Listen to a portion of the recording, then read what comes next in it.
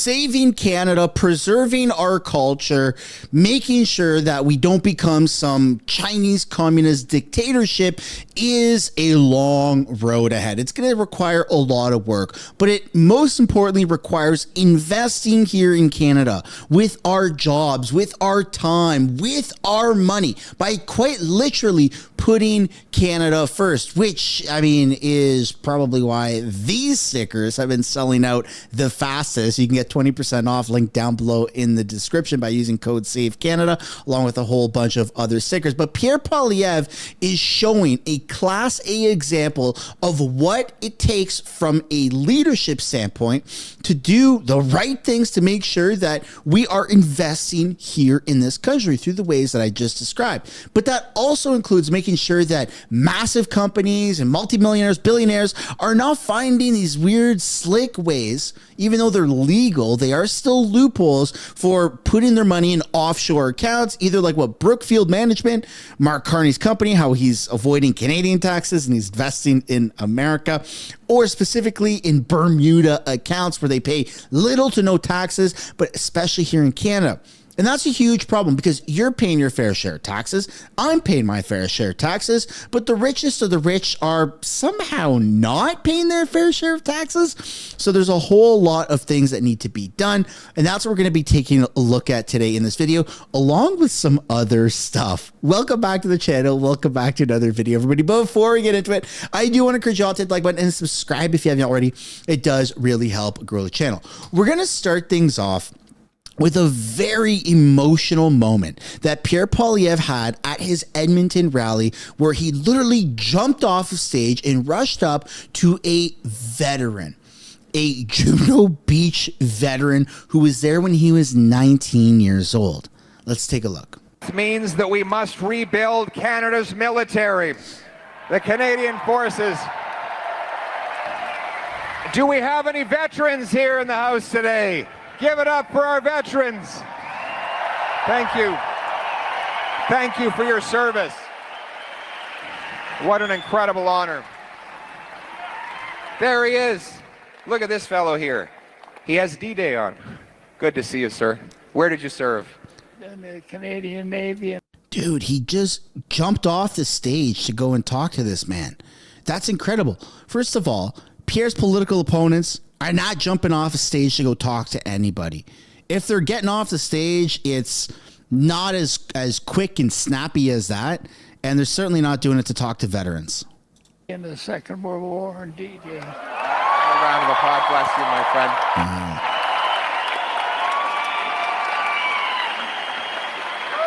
He was 19 at Juno Beach. 19 at Juno Beach. How old were you at Juno Beach? I was 19. 19. What a hero. What an incredible hero. 19 years old at Juno Beach, man. Dude, that gives me goosebumps. That was hell. This man saw hell. He went to hell and back at 19 years old. Wow.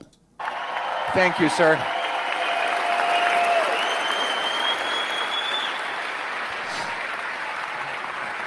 We have to make this a country that is worthy of that hero's sacrifice, don't we? Give him a round. Pierre's love and support for veterans is unmatched compared to his political opponents. Pierre took the time out of his day to actually go and walk with James Topp, who is being completely badgered by the media.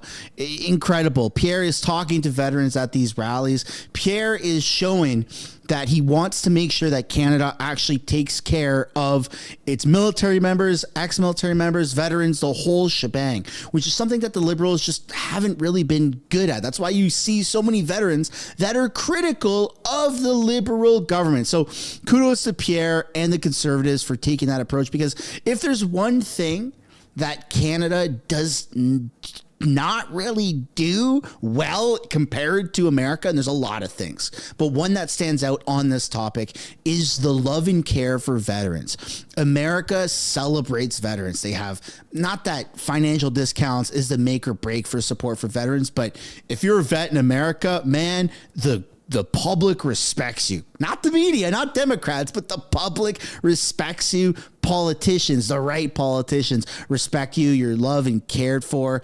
And in Canada, it's just not that way. It's just not that way at all. And so seeing Pierre hop off stage like that and go down and meet that gentleman who went to Juno Beach when he was 19 years old is incredible. Absolutely incredible. That right there is a good leader with a very compassionate heart.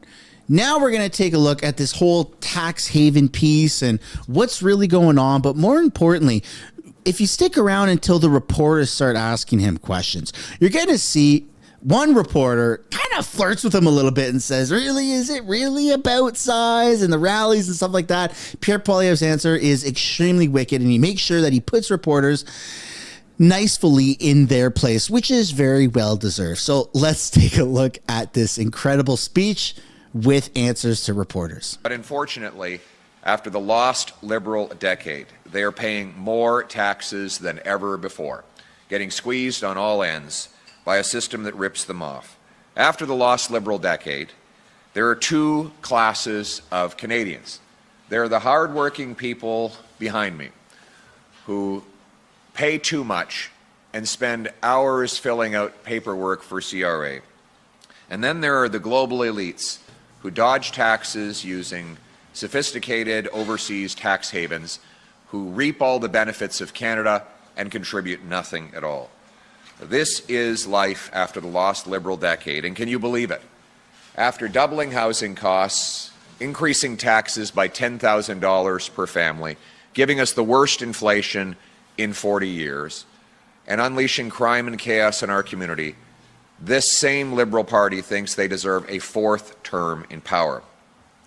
Worse, Mark Carney was the economic advisor that helped bring about the lost Liberal decade, promoting high taxes and inflationary money printing that gave us the rising costs and the shrinking economy that is now under America's thumb.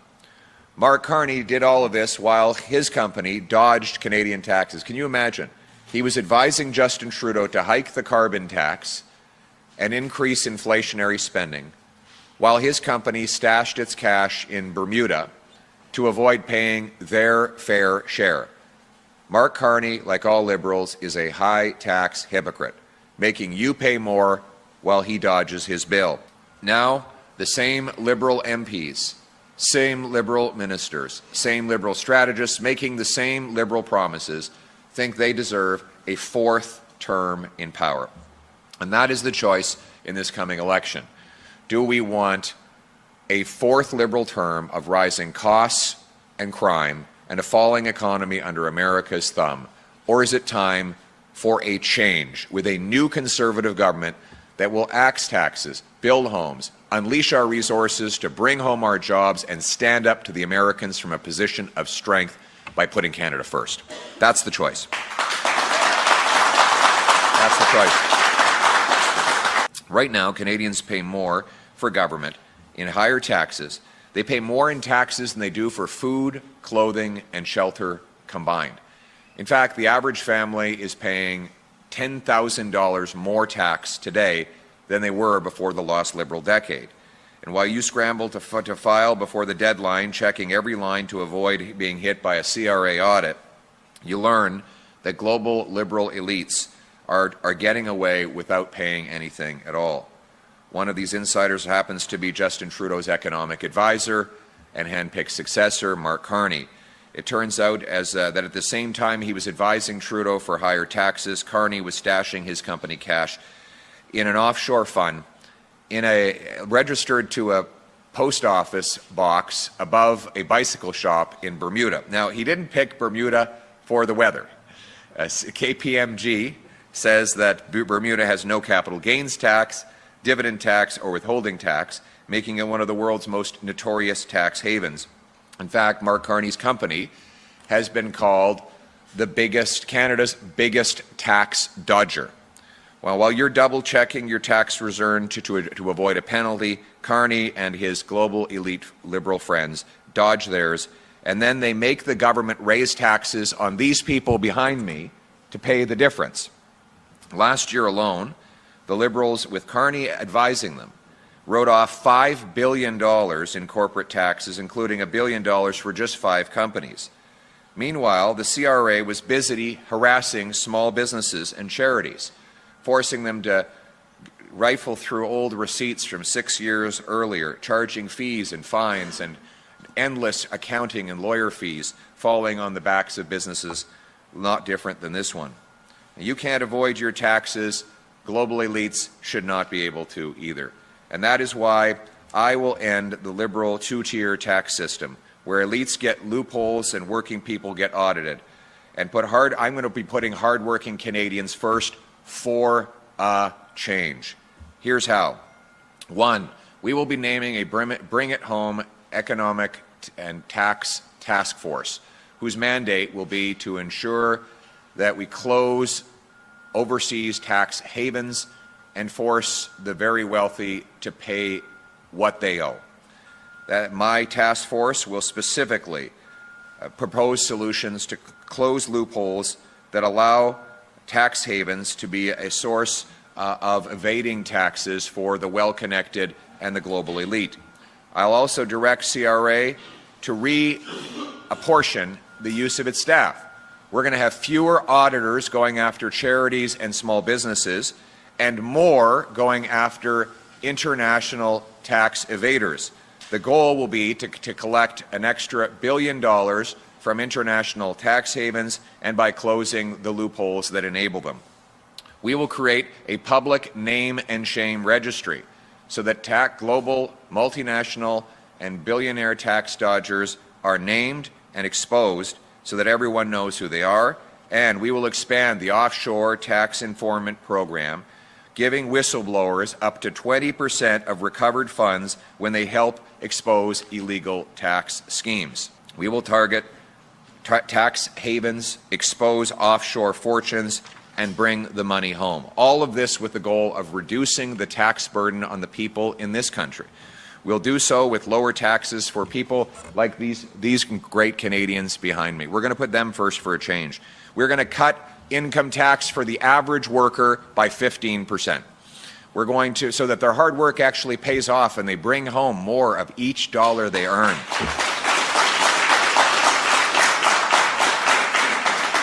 We're going to axe the federal sales tax on new homes to save them up to $65,000 on the purchase of a house. We'll cut energy taxes by getting rid of the entire carbon tax for everything, for everybody, for real, for good, for a change. We're also going to get rid of, here's the other idea we're going to have. I'd like to know if the small business, you're the owner, sir? Yes, sir. So, you know, the Liberals tried to hit you with a capital gains tax increase. I've got a way better idea than that. I find it's funny that Mark Carney was the economic advisor who pushed that idea while he was dodging his taxes. Here's my idea. Let's cut taxes on people who bring investment home. So I'm going to pass the Canada First reinvestment tax cut. 0 capital gains tax when you reinvest your gains here in Canada. What do you think? So if you sell an investment and you bring it here to expand your garage, hire more workers, invest in new equipment that will help you repair more automobiles, you will be rewarded with a full tax deferral while you expand Canada's investment. This will allow us to bring home the hundreds of billions of dollars Liberals have pushed out of the country with their high taxes. It will allow home builders to build more homes for our youth. It will allow businesses to provide bigger paychecks for our workers. We want to protect jobs in Canada, including Canadian-made automobiles. That's why we will axe the federal sales tax on Canadian-made automobiles. Bring home our auto production.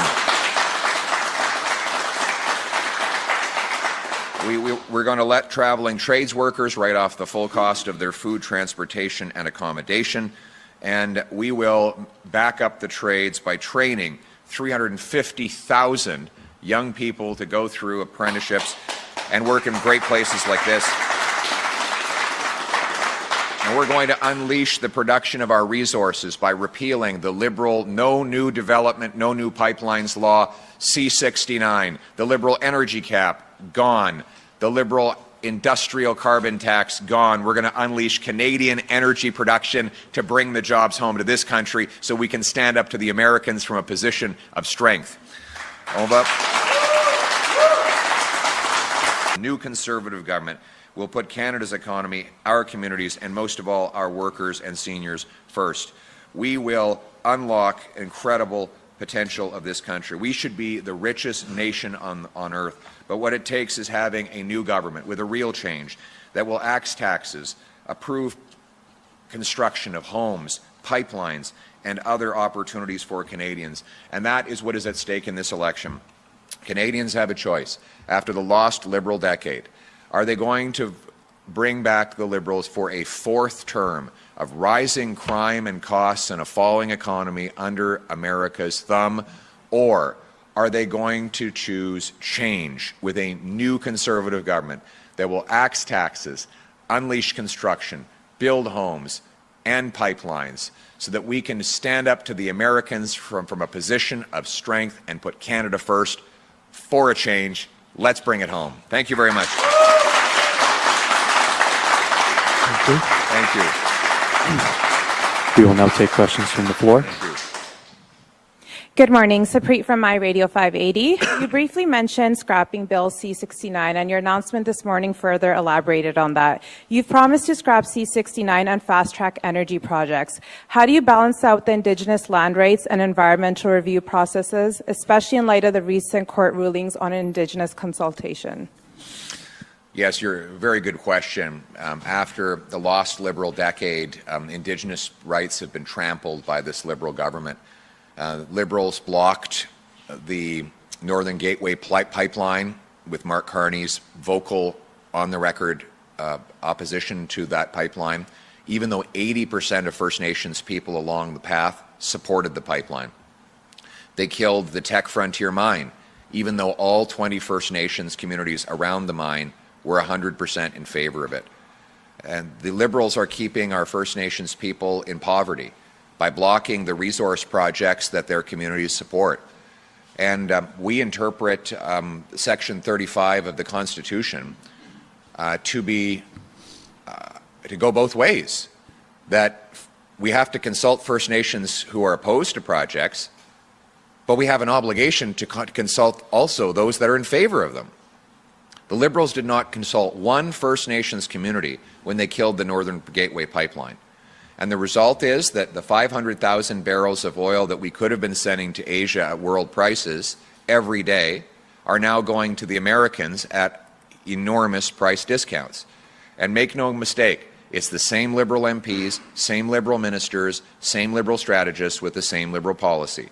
And Mark Carney testified against the Northern Gateway pipeline. So let's not, because he has a banker's haircut and he wears a normal pair of navy blue socks, don't think his position on these issues is any different than Trudeau.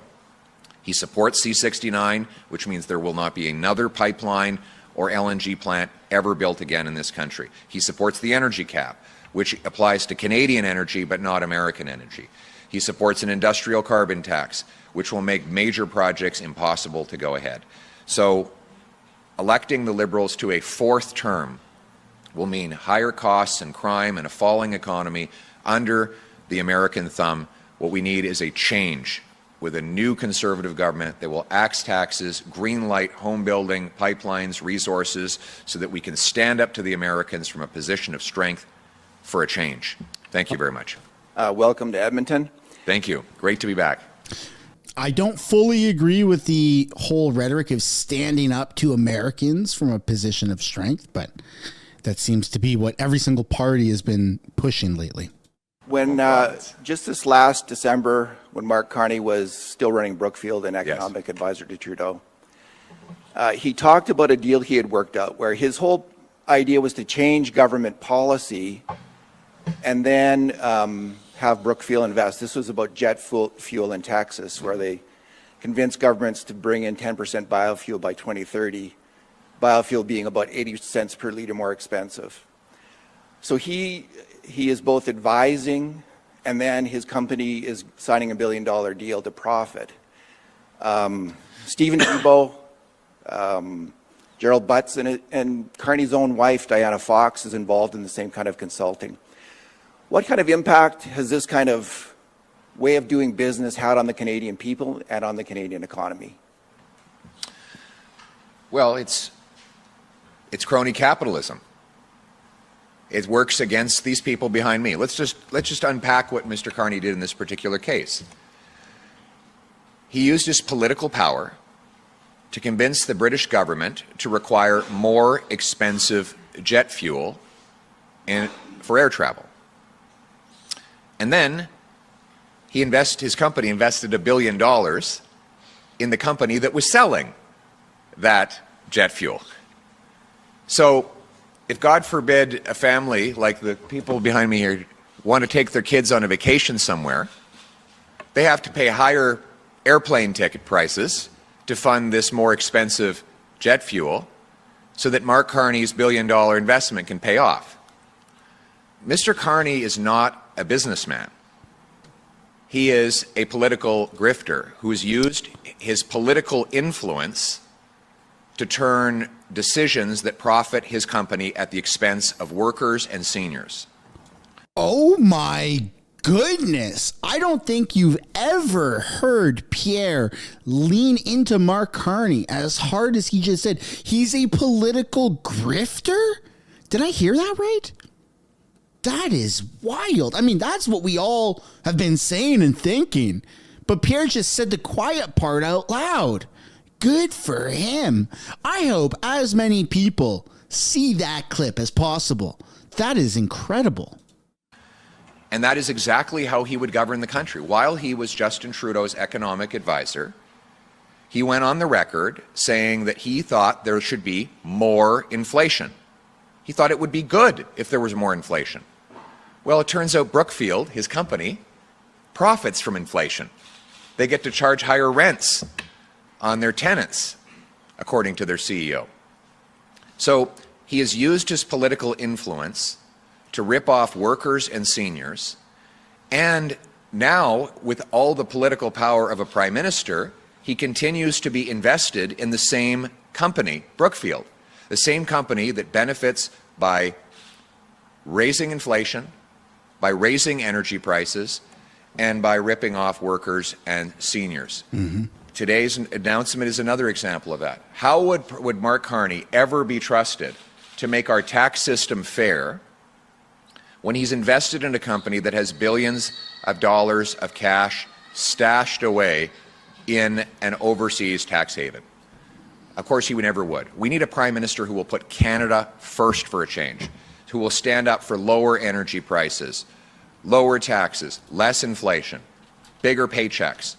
I've been spending my entire adult life fighting for the people who are here behind me today, fighting for their paychecks, for their quality of life, for their future, to bring home Canada's promise. Thank you.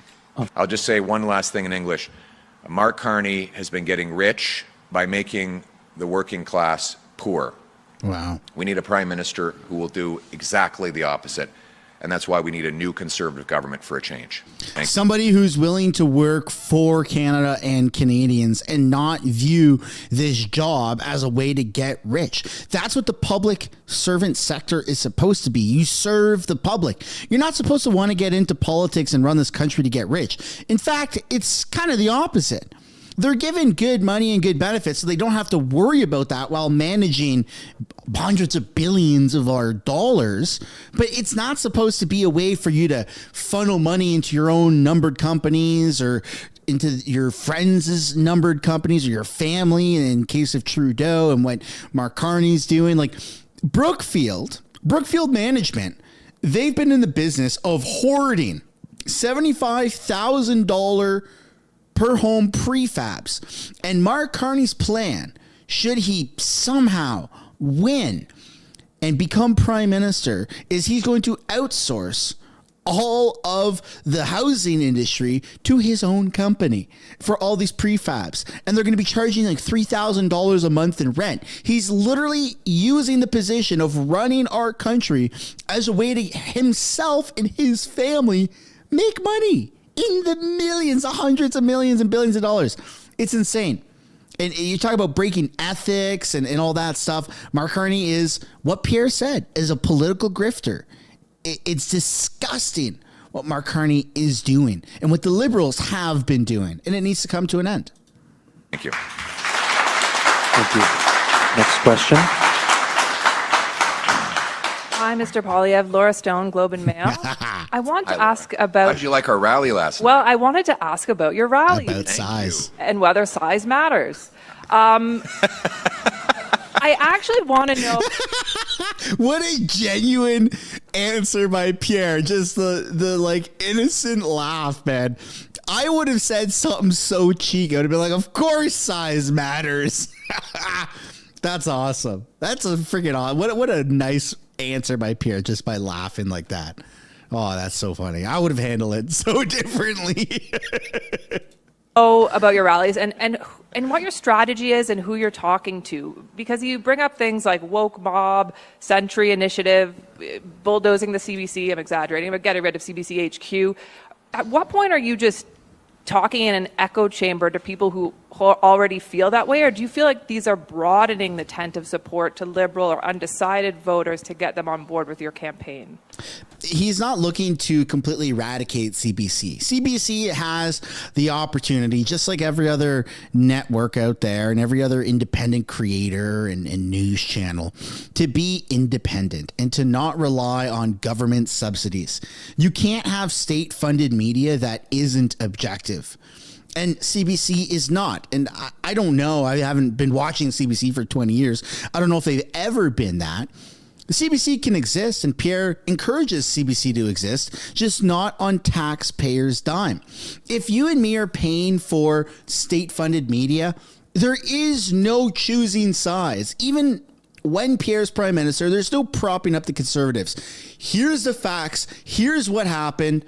You, the viewers, decide. But that's not the case. Canada doesn't have that. In fact, we don't even have that across our main three mainstream medias like CBC, CTV, or Global News. We don't have that at all. And all the other news stations like CP24, they all have a massive bias. It's disgusting, right? But if you're going to do state-funded media, which isn't inherently a bad concept or a bad idea, but the moment that you move away from being objective and here's just the facts, you decide no opinions on state-funded media. Here's the facts. Canadian taxpayers are going to fund for the resources to get out and share the news with no opinions. But we know that doesn't happen. It's not a bad idea. It unfortunately just isn't being executed here in Canada.